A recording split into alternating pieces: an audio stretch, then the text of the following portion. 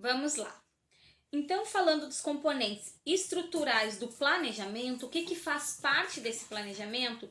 A gente encontra os objetivos. O que são os objetivos? Os propósitos que orientam a prática educativa.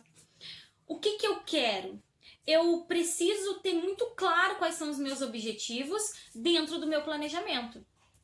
Então, se a gente vai fazer uma ação na igreja, tá? E às vezes a gente encontra, vamos falar, né, do espaço da igreja, pessoas com muito boa vontade em fazer. Nossa, nós gostaríamos de arrecadar alimentos para doar para as pessoas carentes. Tem um objetivo, que é arrecadar o alimento para doar para as pessoas carentes. Ok. O que a gente quer com isso? Só arrecadar o alimento e levar para a pessoa carente? Ou a gente quer algo mais? Ah, mas eu gostaria também que eles viessem para a igreja. Ok, então a gente tem um objetivo. A gente quer levar alimento para as pessoas carentes e que eles conheçam Jesus através disso. Temos um objetivo. Ok, objetivo da prática. Aí a gente vai... aqui ele vai explicar sobre objetivos gerais e específicos, tá? Então, por exemplo, objetivo geral. Eu quero que a pessoa... levar alimento e que ela conheça Jesus. Meu objetivo geral. Específico, qual é? Ah, eu quero ver se alguém tem alguma outra necessidade que eu possa auxiliar. Eu quero também poder ajudar a fazer o currículo para essas pessoas carentes. Ah, a gente quer também ver se tem necessidade de roupa e aí a gente vai doar. Então, existem outros objetivos menores dentro de um objetivo maior, tá? Então, por exemplo, o meu objetivo geral poderia ser ser luz na comunidade, fazer a diferença na comunidade, fazer uma ação social. E aí depois as ações menores vêm como objetivo específico, tá? Os objetivos gerais, eles vão fazer referência àquilo que eu quero a longo prazo. E os objetivos específicos, normalmente, eles são num prazo menor, tá? Então é aquilo que eu quero para um tempo mais curto. Então, por exemplo, num objetivo geral, até na disciplina aqui no livro de vocês, a gente pode ter esse exemplo. Ó, o objetivo geral. A disciplina de introdução à educação tem por objetivo capacitar os alunos para o exercício da docência reflexiva e competente, subsidiada por saberes didáticos. Esse é o objetivo do nosso estudo. Que vocês possam receber subsídios, competências, que a gente possa estar refletindo junto, para que vocês possam exercer uma docência reflexiva. Para que vocês não reproduzam todo aquele tipo de educação que a gente já estudou e que ficou lá para trás, que não foi, já não é mais saudável. Para que vocês possam refletir sobre tudo isso que a gente está falando e no momento de serem docentes, possam fazer dessa maneira reflexiva. É o objetivo amplo. Qual é um dos específicos, por exemplo? Diagnosticar características do pensamento sistêmico presentes na condução educativa da atualidade, que foi o que a gente viu. O que dentro da perspectiva sistêmica que a gente viu lá, lembra? A gente encontra hoje ainda. Aqui depois ele vai falar, reconhecer a funcionalidade dos saberes didáticos para o exercício da prática docente. Então, esses são os específicos, entendeu? É menor. Dentro de vocês terem uma prática docente reflexiva, esses menores aqui vão aparecendo, tá? Depois, então, no específico, é importante que a gente sempre pense assim, que o aluno seja capaz de. Então, quando vocês forem organizar qualquer coisa na igreja, tá? Por exemplo, lá nós vamos preparar um culto. Qual o objetivo maior desse culto? Evangelismo. Nós vamos evangelizar. É o objetivo amplo, ganhar almas, evangelizar. Qual é o específico? Qual é o menor? Aí a gente começa a pensar, bom, a gente quer fazer com que a pessoa sinta o amor de Deus através do cumprimento, que ela se sinta bem aqui, que ela se sinta amada, que ela conheça quem é Jesus. Aí começa a vir os menores, entendeu? Dentro desse evangelismo, o que eu quero apresentar hoje? Hoje eu quero apresentar Jesus. Hoje eu quero apresentar o plano de salvação. Não, hoje eu quero apresentar falando sobre céu e inferno. Hoje eu quero falar sobre comunhão. Entende? Aí depois vem os menores ali dentro. Até aqui no livro de vocês, na página 73, ele vai trazer alguns verbos. O objetivo, ele sempre começa com uma ação. Porque o objetivo, ele faz referência a uma ação. Então, sempre que eu perguntar qual é o objetivo, ele vem com um verbo. O objetivo é... Aí aqui ele traz alguns, conceituar, construir, criar. Então, vamos pensar assim, nós temos aí na nossa turma líderes, né, e irmãos que já dirigiam culto. Então, assim, quando a gente lidera um grupo, qual é o nosso objetivo? É importante iniciar o ano sabendo isso. Qual é o objetivo que eu quero para esse grupo missionário? Ou para esse departamento especificamente? Ah, eu quero ter a união, eu quero que os irmãos, sei lá. Aí vem os objetivos, tá? Qual é o meu objetivo com esse culto? Ah, esse culto eu gostaria de falar sobre, sei lá, a palavra que Deus me deu é sobre arrependimento, sobre perdão, sei lá. Então, eu preciso saber qual é o meu objetivo com isso.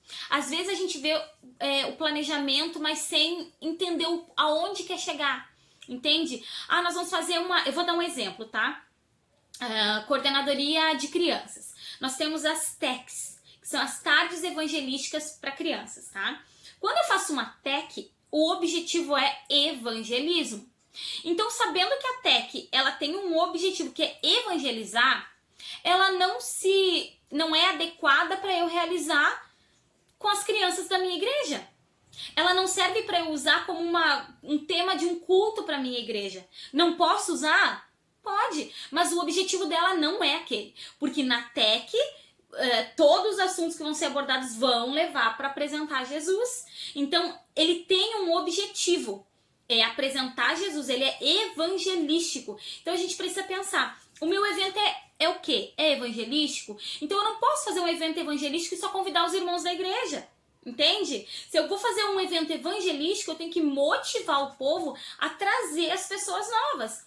Ah, não, é uma campanha de solidificação, de consolidar a fé. A gente vai tratar temas que já são para pessoas mais maduras na fé. Então, eu não vou convidar visitante, entende? Não é uma exclusão, mas é que a gente precisa pensar qual é o meu objetivo, para quem que isso se destina, entende? E aí a gente começa, então, a traçar o nosso caminho.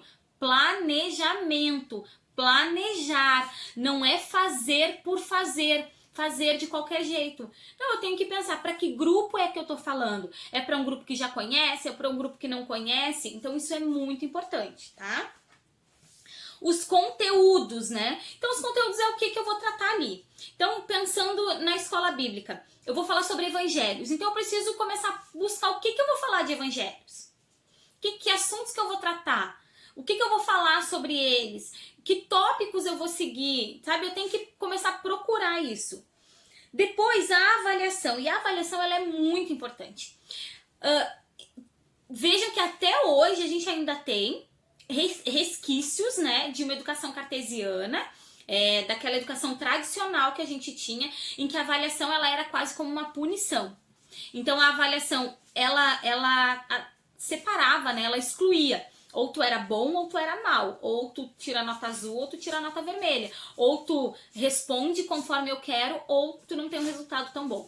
E a avaliação, ela vem sofrendo alterações na maneira de entender ela. E a gente precisa pensar sobre isso também dentro da igreja. Alguns líderes podem até temer isso. E nem todo mundo realiza isso e faz esse momento de avaliar. Seria muito legal, no final de todo o ano, os pastores pararem, né, concluir o ano e fazer uma avaliação sobre o ano. Como foi o ano? A gente conseguiu cumprir o objetivo que a gente colocou lá no início do ano? Planejamento, ó, por isso que é importante. O que eu quero? Quais as ações que eu vou fazer para alcançar esse objetivo? E no final do ano começar a olhar para esse resultado, porque a avaliação nada mais é do que o resultado de todo o trabalho que foi feito. É poder olhar se validou tudo que eu fiz, não validou. Fez sentido todo esse estudo ou não fez sentido, sabe? Se eu passei o ano todo fazendo cultos para falar sobre missões e no final do ano a minha igreja ainda não aprendeu a amar, então tem algum problema aí, eu preciso parar e pensar. Onde está o problema? É a maneira que eu tô falando? É o que eu tô falando? Qual é o problema e por que a igreja ainda não entendeu o que está sendo falado, tá? E não tô nem entrando na questão espiritual aqui, só falando da questão mesmo educacional, tá? Dentro desses tópicos aqui que a gente tá vendo que é importante para o planejamento. E dentro da avaliação, ele vai falar sobre uma avaliação formativa, que contribui para melhorar as aprendizagens, na página 74, tá? Esse tipo de avaliação prevê observação, diálogo, entrevista com os alunos, ela é flexível, tá? Ela é uma avaliação que não pensa só no taxar, ela começa a olhar realmente se aquela avaliação fez sentido, tá? E dentro dessa avaliação se torna importante uma autoavaliação. Que cada um possa olhar para dentro de si e dizer, não, realmente eu aprendi o que foi falado, foi significativo para mim. Ou chegar no final e dizer, não, eu não consegui aprender nada. Sabe? Às vezes, por exemplo, assim, ó, vocês vão sair do TQ e talvez alguém vai dizer assim, nossa, pergunta pro irmão que ele sabe tudo de tal matéria, ele teve essa matéria no TQ. E talvez tu saiba que o teu aproveitamento naquela matéria não foi tão bom. É uma autoavaliação. Poder olhar e dizer, não, mas peraí, eu não aproveitei essa disciplina como eu deveria. Eu sei que eu não consegui ter todo esse aproveitamento. Então a gente precisa se autoavaliar. Olhar para dentro da gente e ver o que eu posso melhorar. Não, realmente eu não lia os capítulos como era para eu ler, eu não me preparava antes, eu não estudava para as provas. Então aí a gente começa a ver quais foram as nossas atitudes que contribuíram para chegar no resultado, tá? A avaliação como um resultado.